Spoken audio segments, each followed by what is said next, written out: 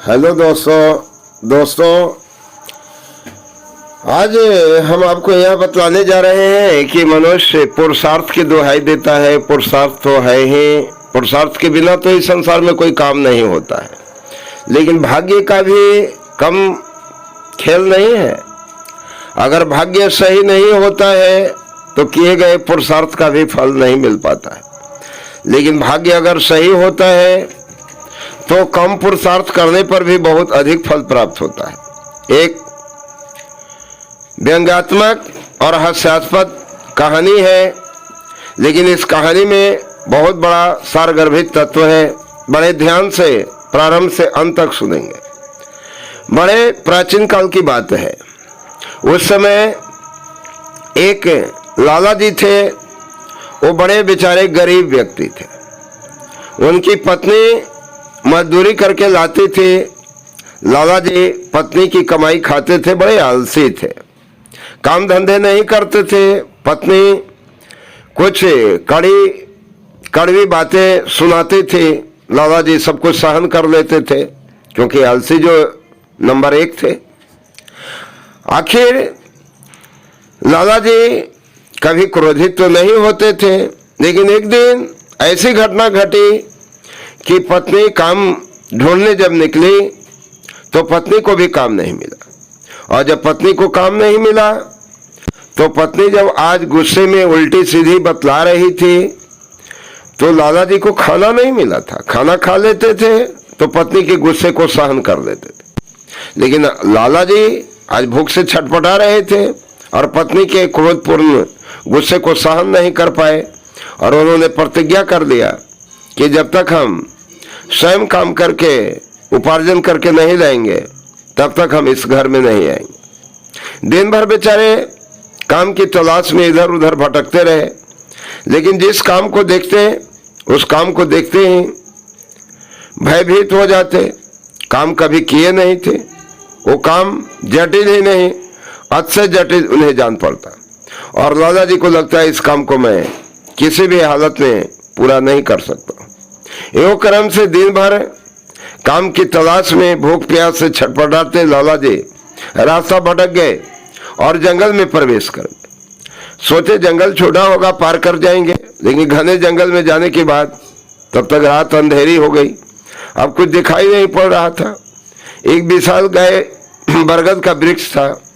लाला जी ने सोचा इसी की मोटी डाल पर विश्राम कर लेता, सुबह घर जाकर पत्नी से माफी मांगूंगा और फिर इसके बाद घर छोड़ने की कभी भूल नहीं करूंगा।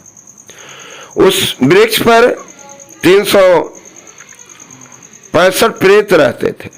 जब प्रेत वापस आए तो एक बूढ़े प्रेत को लाला जी दिखाई पड़े। उसने कहा बड़ा जतरा बना हुआ है, आज मेरा भाग्य नसीब सही है, एक मानव दिखाई पड़ रहा है, मैं उसे का भक्षण करूंगा। दूसरे ने कहा मैं भी देखा हूं, तीसरे ने कहा मैं भी देखा था। इस तरह से 365 झगड़ा करने लगे। बुढ़े ने कहा भाई क्यों झगड़ा करते हो, हम लोग छोटा छोटा इसका टुकड़ा बना देंगे और सभी लोग थोड़ा थोड़ा मानव का मांस चख लेंगे। लाला जी ने सोचा अरे भाई भोजन तो मिला नहीं, अब तो जान भी जा रही है। अंतोगत्वा लाला जी ने सोचा जब बल से काम नहीं हो तो बुद्धि से काम लेना चाहिए। आखिर तो मरना ही है, तो मरने के बाद तो मेरी बुद्धि नष्ट हो जाएगी, क्यों ना इसका प्रयोग करके देखता। बस क्या था, लाला जी थोड़ा अपना एक्शन बदले। उन्होंने कहा 360 प्रेत इकट्ठा हो गए हो। कहा रे ये बड़ा मानो हमसे गंभीर शब्द में बोल रहा है, कोई देवदूत तो नहीं है, क्या है? कहा आप कौन है महाराज? कहा तुझे दिखाई नहीं पड़ता मैं कौन हूं? अरे मैं देवी का दूत हूं, देवी ने मुझे यहां भेजा है। उनकी बातों को सुन लिए थे। इन पर 365 प्रेत रहते हैं, उन्हीं की बातों को उन्होंने दोहराया। देवी ने कहा है इस वृक्ष पर 365 प्रेत रहते हैं, उन्हें बुला कर लाओ। अगर वो नहीं आएंगे तो मैं इसी मंत्र से गर्भ हवा चलाऊंगी और जलते हुए आएंगे, खोलते हुए कड़ाह में गलाए जाएंगे और तब मैं उनका भक्षण करूंगी। अगर स्वतः आ जाएंगे तो मैं आसानी से उनका भक्षण करूंगी। जल्दी चलते हो या नहीं चलते हो?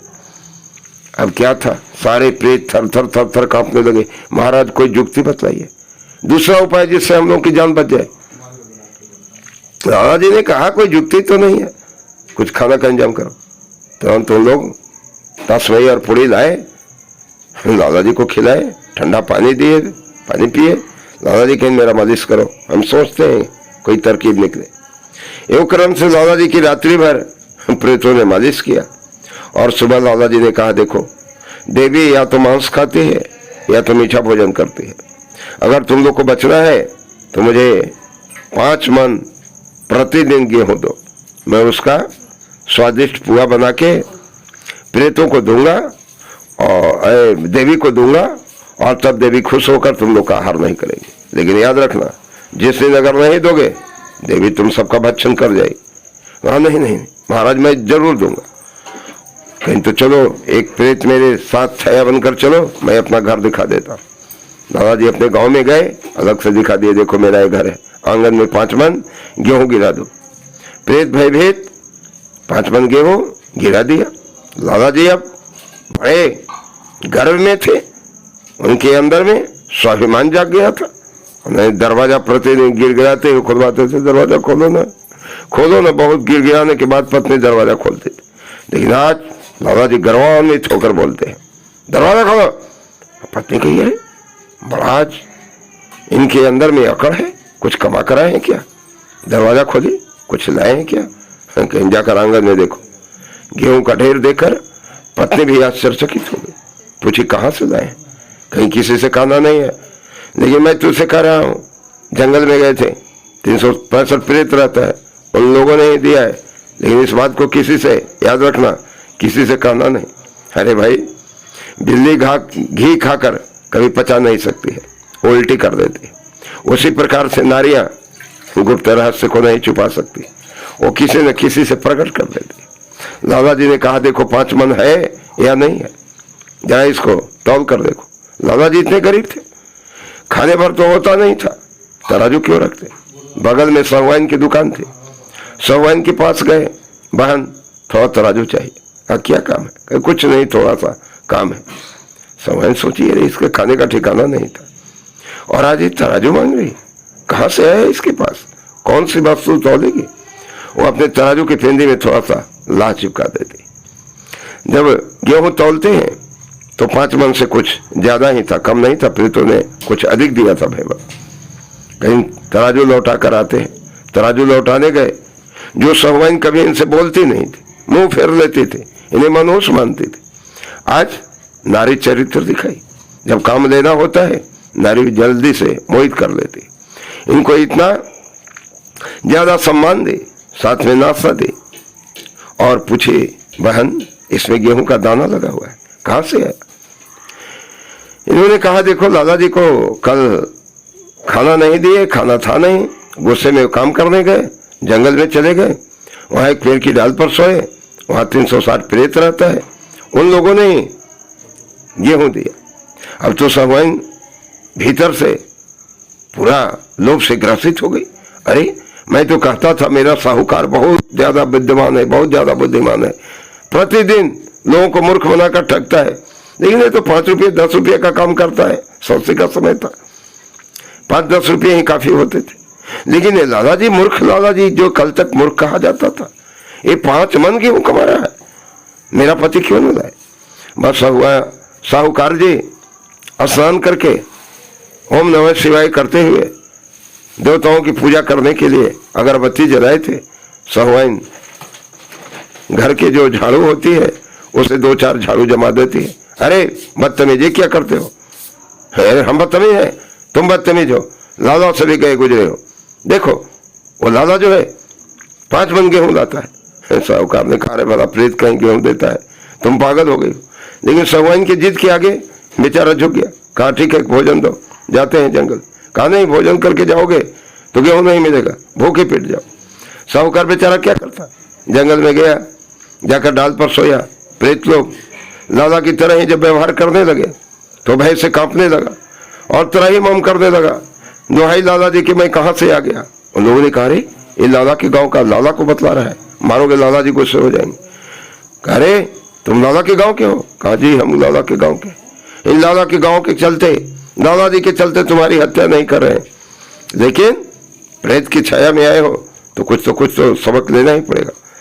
सब प्रेतों ने एक एक दो लपड़ जय हिंद बोल। अब दूसरा पार्ट दे दिया, देखिए कितना मिनट हो गया।